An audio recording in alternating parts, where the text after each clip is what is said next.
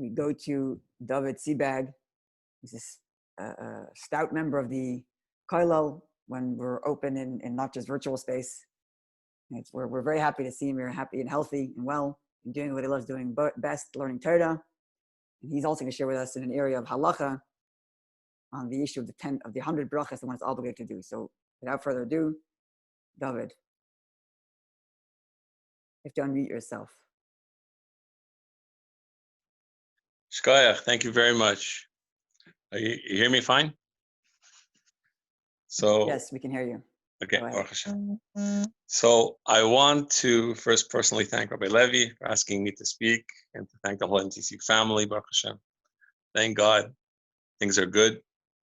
I wanted to talk about this concept of the 100 brachas, and it's interesting because it really is one of the mitzvos that really has to do with today's times, and I'll explain why. The Talmud in Gemara in Menachos Mem Gimel Amud Beis tells us that the Gemara says, it says, Tanya Haya Rabbi Meir Omer, Chayev Adam Nevarach Meya Brachas B'chol Yom. That it's a mitzvah that man is chayev to say a bracha, 100 brachas every day. Shneimar, and we learn from the pasuk. The Gemara brings the pasuk from Parshas Ekev, which says, "V'ata Yisrael, ma Hashem Elokecha shal meimach." So Hashem, and now Israel, what has the Kadosh Baruch Hu required from me? So the Gemara doesn't really explain how we get the halacha of saying 100 brachas. How does it derive from that pasuk?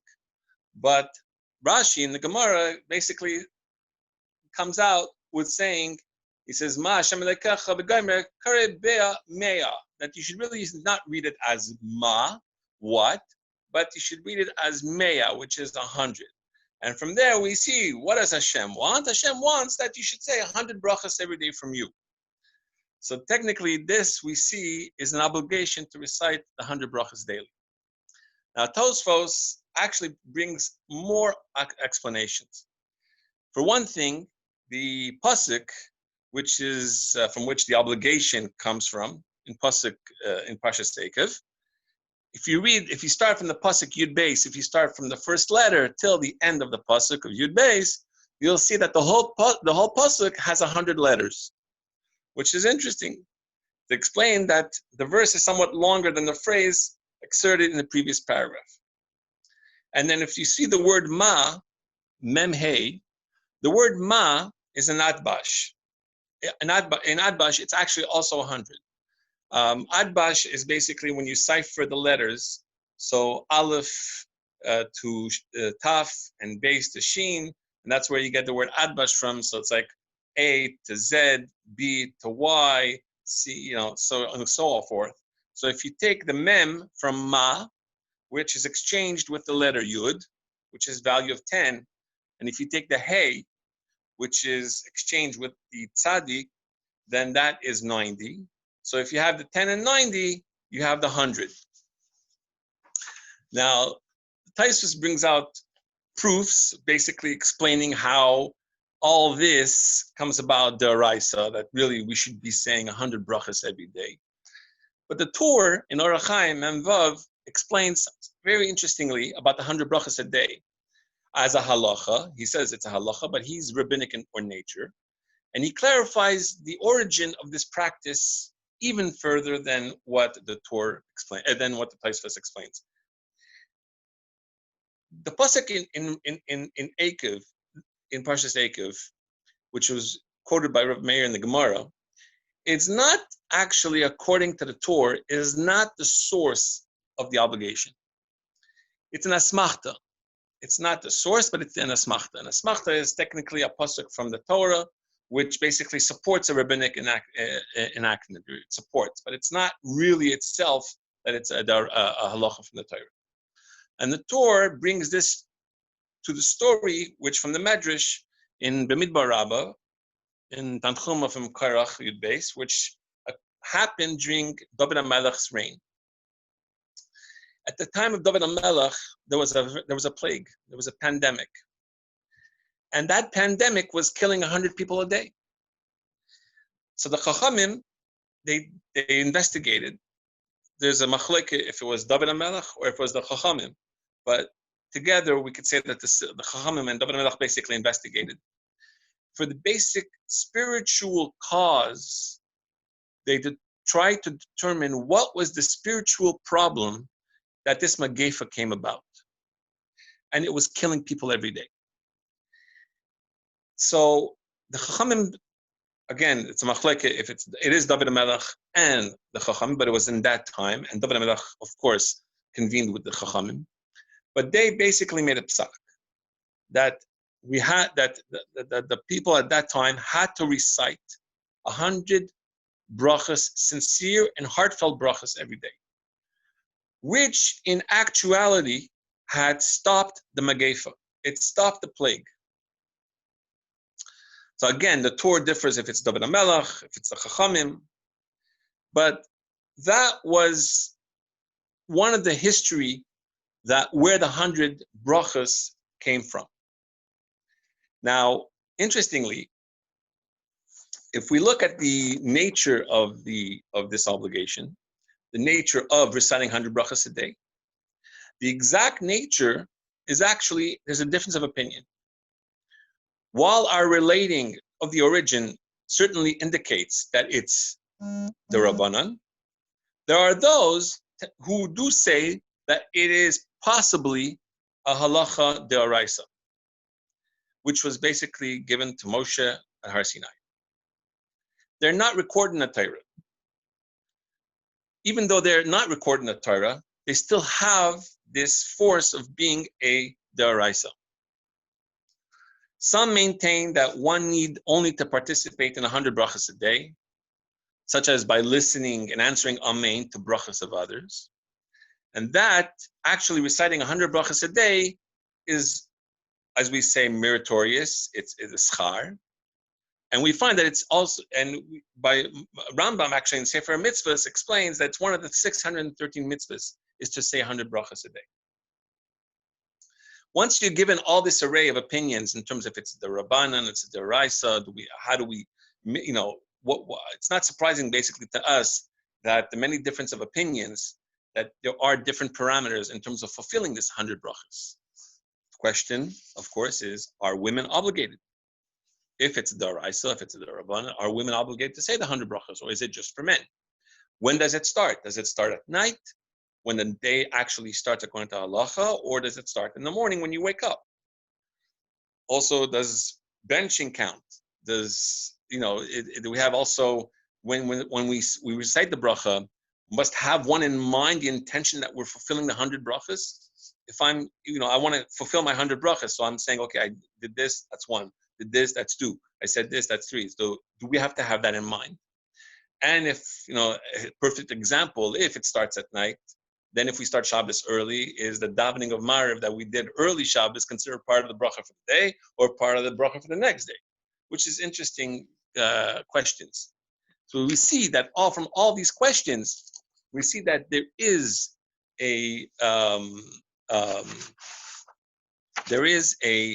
as we say, legitimacy to that this 100, according to the Rambam, that this is part of the Taryag mitzvahs.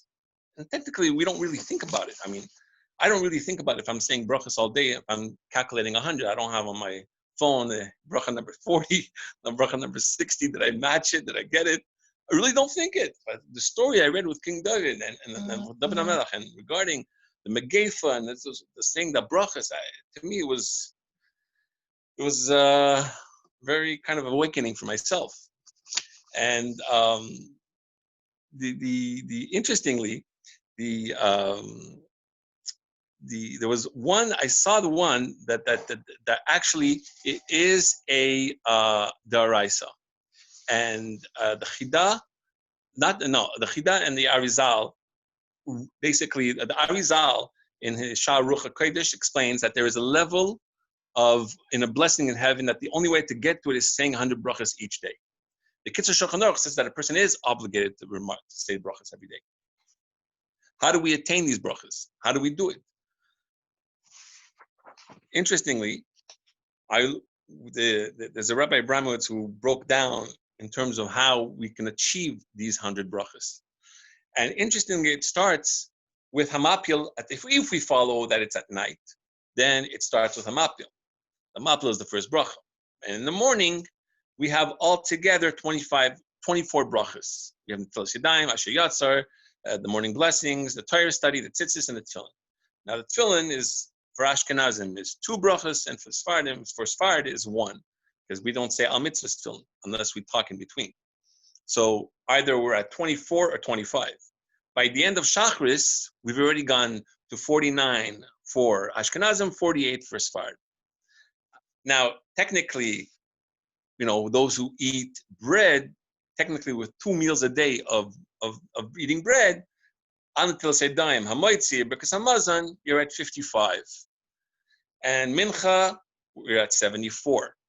By Mariv, you're at 98. 98 or 97 for Sfard. Dinner is another 6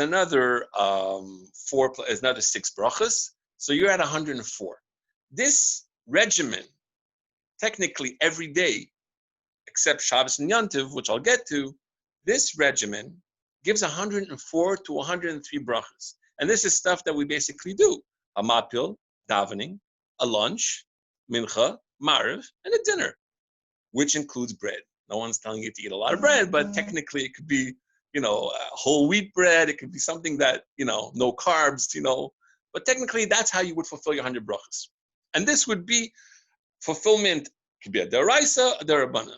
But it is one of the positive mitzvahs. Now, how do we fulfill? By the way, this does not include all the other brachas of Asher Yatzar when we go to the bathroom, on other, let's say you want to have a drink during the day. These are extra brachas. And the Rambam only counts tefillin. Of course, we, Chabad and Sfardim, only count tefillin as 1 bracha instead of 2, but I explained before. So on Shabbos, it's a little bit trickier, because on Shabbos, we can't basically do 100 brachas, because between Shachris, Mincha, and Mariv, between Mariv, Shachris, and Mincha, the bridged, the Shmoneh Esrei is not actually Shmoneh Esrei, it's 7. So how do we fulfill our 100 brachas on Shabbos? So the Amida, since it's only 7 brachas, it removes a huge number. And we have to understand that Shabbos itself, we have certain things that we do more than during the week. First of all, we have Musaf. And it's actually, by the way, just wanted to explain, is that when you say also Enkel Elokeinu, Ashkenazim don't say Enkel Elokeinu during the week by Shachris. We say Enkel Elokeinu. So Enkel Elokeinu is already itself, if the Rosh Tevos of the Enkel Elokeinu spells out Amen. And that's considered a bracha. That's considered 12, actually. And by Ashkenazim, they don't say Enkel Elokeinu during the week. They only say it on Shabbos. So we got the upper hand here, as we say. Baruch Hashem, we have the upper hand. But so we have other things that we do that on Shabbos, which basically can add up to 100. Of course, one of them is Musaf. Then there's the 4 Shmoneh Esreis, but there's also Kiddush, and there's benching, and then there's the 3 Shabbos meals. So we're washing 3 times instead of 2. And if one benches over a cup of wine, then there would be another for Mezumin.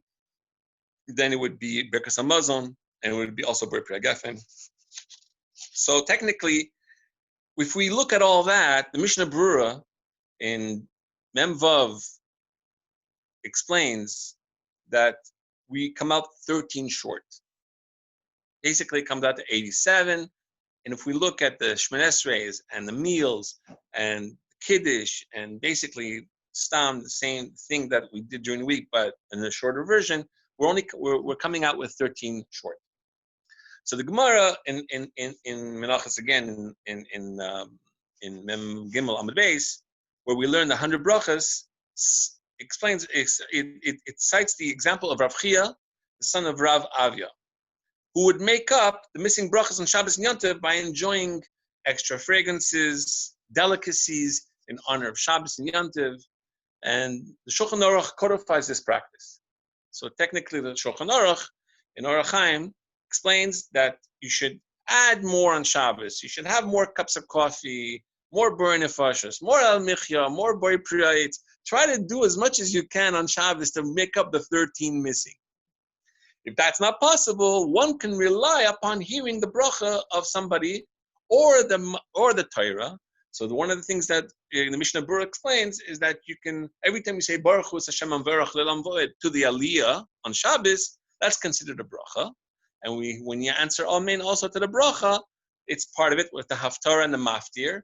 When after the brachas of the Maftir afterwards, by saying Amen, you are basically adding yourself more brachas for the day. Even though the Chazan is saying it, you're also part of it. So an example also would be Yom Kippur, so which we don't eat. So we basically lose out on certain brachas. So we don't wash, we don't make kiddush, and we don't have the Shmoneh Esrei regular. So we have the Musaf, but we have the Nila. So we certainly need to rely on answering, definitely on Yom Kippur. The Mishnah Berurah explains that we should really answer Amen to the Torah brachas, and in order to reach the 100. And during the day on Yom Kippur, a lot of shuls, people have these apples with cloves on it, and you can smell it on Yom Kippur. It adds more brachas. Every time you smell, you make a b'rei b'sim. I think it's mina b'samim or atzbe b'samim, one of the two. So what happened is, technically, of course, one has to have a gap in between all the time in order not to say the same bracha over a certain period of time. And you can smell in the morning at 9, smell again at 11, smell at 2, smell at 4, smell at 6, which adds more. Of course, there's Asher Yatzar, and then those who answer according to part of the Mishnah Berurah, but according to this opinion, is by answering Amen to Shmoneh Esrei, to the repetition of the Shmoneh Esrei, to Kedusha. All this does add up to the 100. So it's unbelievable how you tend to think that by responding Amen to the brachas in davening, and to responding to Kedusha, and to everything that you're responding to Kaddish even, that will add up to 100. And of course, Ein Kolokenu, not to forget, Ein Kolokenu is itself 12 brachas. And in fact, why does Ein Kolokenu, like I said, there are 12 lines in Ein Kolokenu. And since the 12, 4 start with the letter Aleph, 4 start with the letter Mem, and 4 with the letter Nun. So it's like saying Amen 12 times. So there are other substitutions, such as the Dazakenim, the Bala Tosfos on Parshas which post that reciting Modim with full intention, full intention, saying Modim is also tantamount to reciting 100 daily brachas. But one technically should not rely on such approaches, but that's one of the approaches that we say, that we try to fulfill 100 brachas as much as we can. And Baruch Hashem, we should be zochet to recite the 100 brachas a day, and we should be able to clear out this magefa. And Baruch Hashem, thank you for letting me talk. And for me, it's misameach to give this part there. Amen. Thank you. Yeah. David himself is a living bracha. Thank you. Yes. Yeah, Baruch Hashem. Baruch Hashem.